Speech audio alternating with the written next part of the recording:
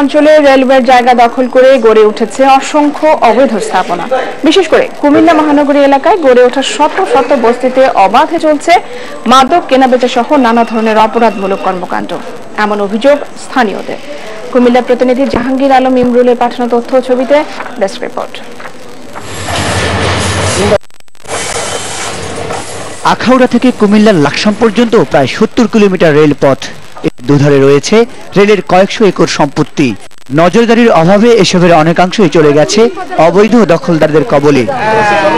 প্রভাবশালীদের ছত্রছায়ায় গড়ে ওঠা এসব বস্তিতে বাস করে নিম্ন আয়ের লোকজন। অভিযোগ আছে ছিনতাই থেকে শুরু করে মাদক কেনাবেচার অভয়ারণ্য এই বস্তিগুলো।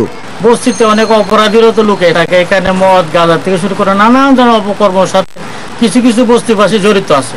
সরকারি জায়গা সরকার নিয়ে দেবে, এটা কোনো সমস্যা না। পূর্ব পরিসরে থাকতেন এই অজুহাতে বস্তি ছাড়তে রাজি নন এখানকার বসবাসরতরা। যেভাবে আছে এইভাবে করে তারপর ভাঙব, আমরা এইসব বাচ্চার লইয়া কই যাব। আমরা বাচ্চারা সবে থেকে গেছে, শাশুড়ি সবটা থাকতে আমরা বসবাস করতে আছি।